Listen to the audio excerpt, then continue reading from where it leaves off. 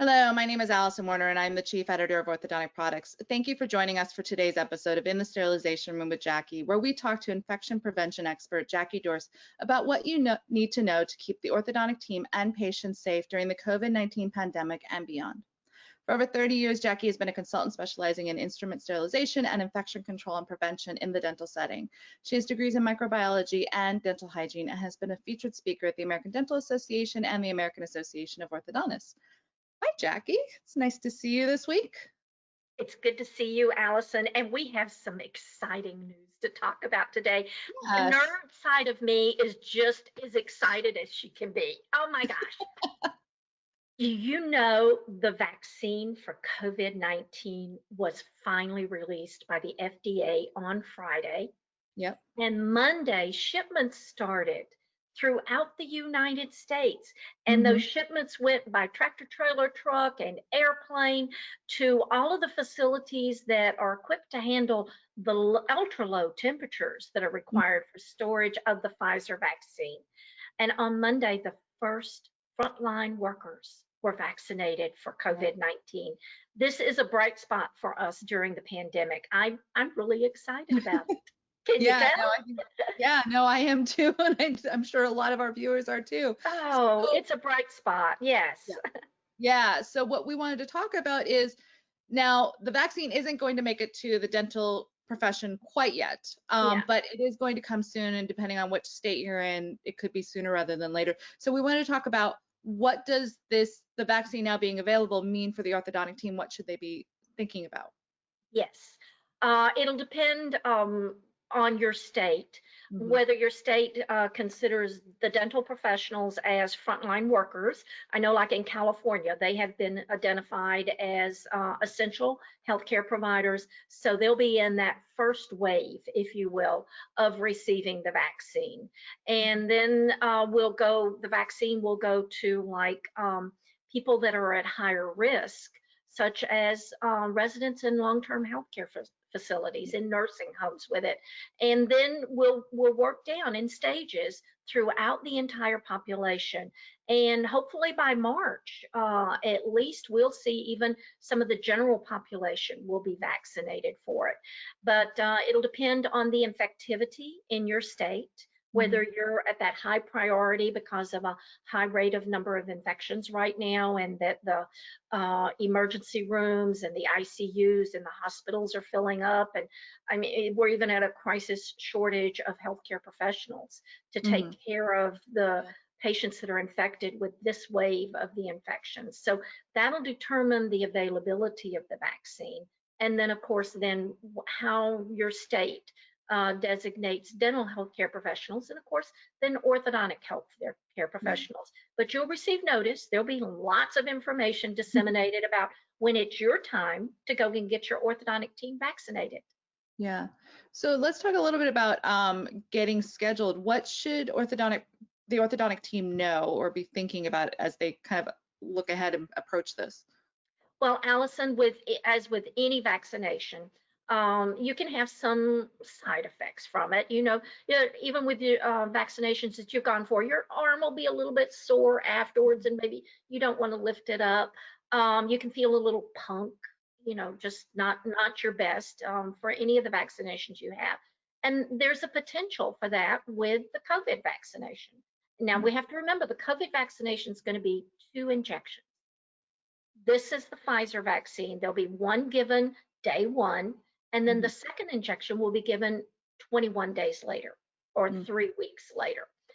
Right now, from the over 35,000 people that were in the phase 3 trials with it, and the vaccinations that were started a couple of weeks ago in England, most of the recipients are saying the first injection they didn't have that many symptoms afterwards. The second injection maybe a little bit more. So just be prepared for that.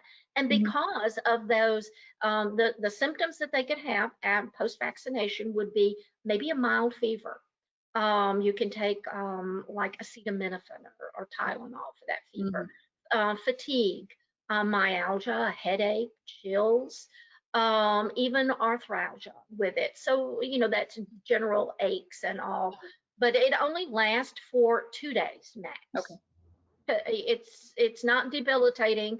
And again, the majority of the people that receive it don't have these reactions, but that's part of receiving the information. You know, when you've gone for your influenza injection every year, they give you a whole page, symptoms, right?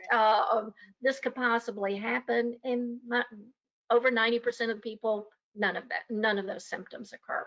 But CDC really wants to keep the data and know what are any adverse effects that could happen from this and what are any symptoms that you have. So I would recommend to the orthodontic team considering this that they schedule their team members to go like at the end of the work week. Maybe if you don't work on Friday, you go on Thursday. And then that'll give you Friday, Saturday, Sunday. It's not going to be more than 3 days, day of and 2 days afterwards, that you can have those symptoms. And by Monday, you'll feel like going back to work. Okay. And then the other consideration is if you do feel a little bit punk afterwards and you're not at your best, you don't want the whole team to go and get vaccinated on the same day. Yeah. You know, maybe you only have 3 people on the team that feel that way, but that can really impact a busy orthodontic schedule. Yeah. No, so exactly. I would recommend that the team split into half, and maybe half goes 1 week on Thursday, and the other half goes the next week on Thursday to get their vaccinations. So that will be important. And I would definitely keep a record of the vaccinations in the employees' health history that you keep, like you keep a record of the hepatitis B vaccination. I would want documentation on that. And when they do go for the vaccination, they're going to receive a vaccination card. So maybe making a copy of that card would be the start of that record keeping or documentation. Okay. And then the same scheduling considerations should be kept for the second dose, because most of the vaccines at this point do have 2 doses. Exactly. So the Pfizer vaccine is 21 days, and that's when they would start the second dose. And so I would, again, split the team in half and go at the end of the week. The Moderna vaccine is very close to approval and released by the FDA. They are reviewing it this week, so we could very shortly have it available also.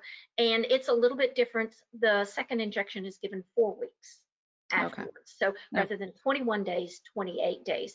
And I want to caution everybody here to remember that they can only take the same vaccine for the second dose. They couldn't have the Pfizer vaccine for number 1 and then go for Moderna for number 2. They have to repeat with the same vaccine. Right, exactly. So it should got to keep the scheduling straight and keep track of that for a while. And keep records, keep documentation. And CDC is providing lots of patient information forms, all sorts of posters. They're all going to be available on the COVID vaccination website from CDC. I've been very impressed with the information that CDC has put out. I mean, the vaccine was only released on Friday. Sunday at 1 o'clock, they had a COCA call for all healthcare providers that would be involved in the vaccinations at 1 o'clock on Sunday. And then the following day, 24 hours later, they had a second COCA call on the details, just as you and I are talking about today. What are the details to know that when you receive a vaccination? Yeah. Okay. Well, so once the team has their vaccination schedule, what's going to happen then? What should they keep in mind?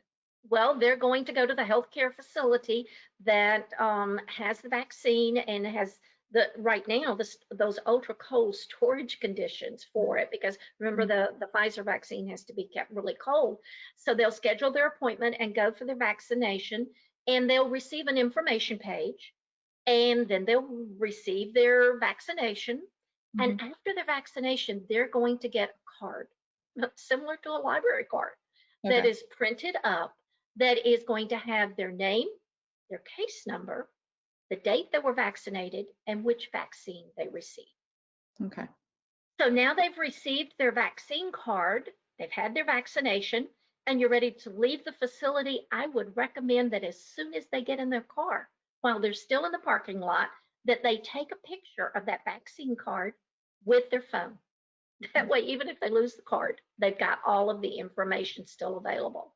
Right. And then you turn the card over and this is very important. On the back of the card is going to be a link to VSafe, like vaccine safety. Okay. And it's a database that CDC is keeping of all recipients who received the COVID-19 vaccination. And on there, that link, you'll go to it, and then you enter your name, your case number, that's on your vaccine card, and the information. It's just an easy fill in, only takes a minute or two to fill in, and then you click register. And once you've registered as a recipient of having had the vaccination, then CDC is going to do wellness checks for you. Okay. And that's why they want you to do all of that information on your phone, because all of this database will be easily kept and communicated by your phone. Now, after doing the VSafe registration, then you'll receive wellness checks every day for the first week after having had the vaccination, then once a week, and then once a month, or up to 12 months with it. Now, I do have to say that the time will reset after the second injection. So when they go back 21 days later, then they'll still receive the daily check, then weekly check, then monthly checks, because it resets after that. Okay. But that will be the wellness checks. And what they're looking for is, did you have any symptoms? Did you have a fever? Were you too sick to go to work? Did you have any medical treatment? That's the kind of information they're looking for. And if you record yes on your VSafe wellness check, then you'll get a call from CDC, and they'll want more information about, how sick were you? What did you have to go to the doctor for? And they want to know if you had to go to the doctor for anything. Right. Was that a potential symptom of the vaccination? Mm. And with all this data accumulation, then we'll know what is the safety and the efficacy of the vaccine.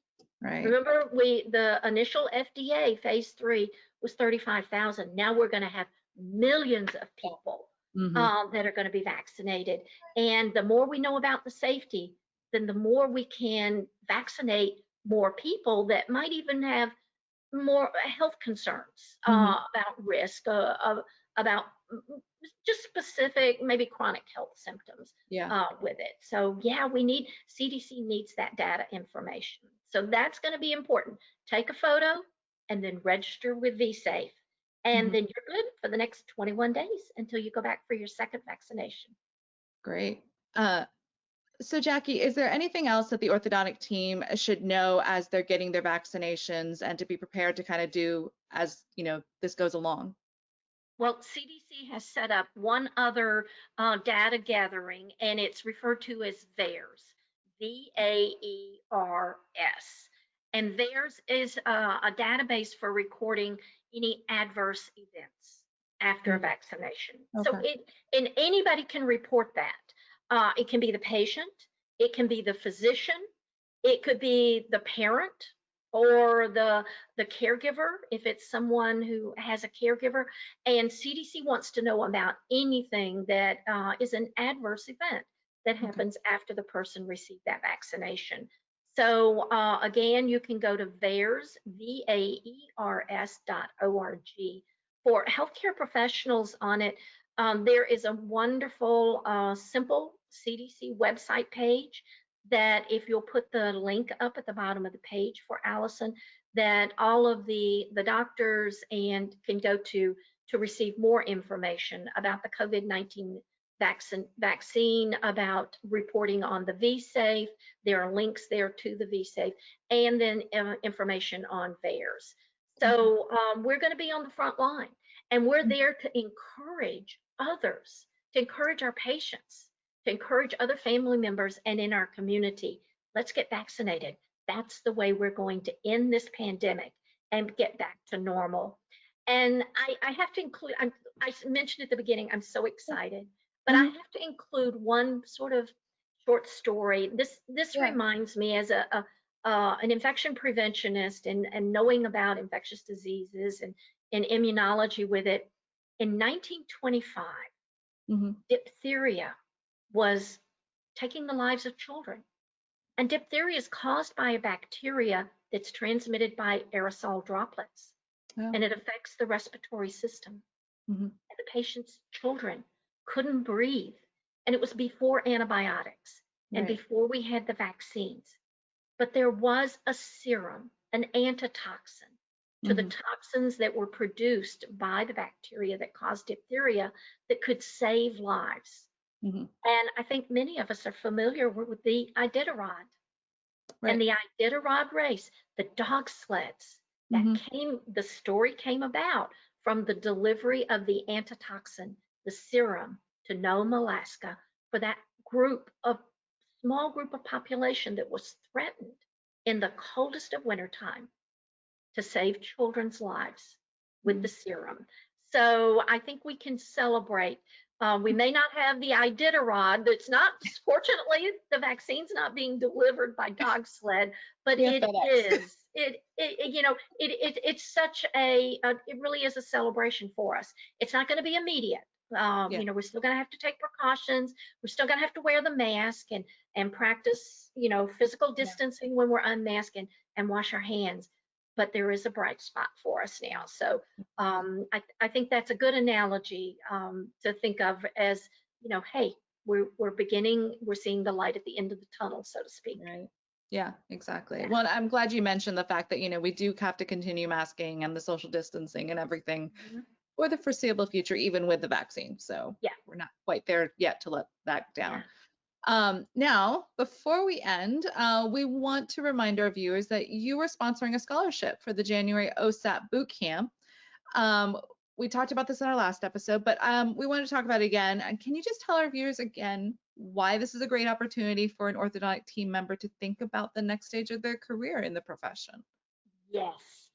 I've been so blessed to have the resources and the background during the pandemic to help orthodontic professionals navigate through this new time.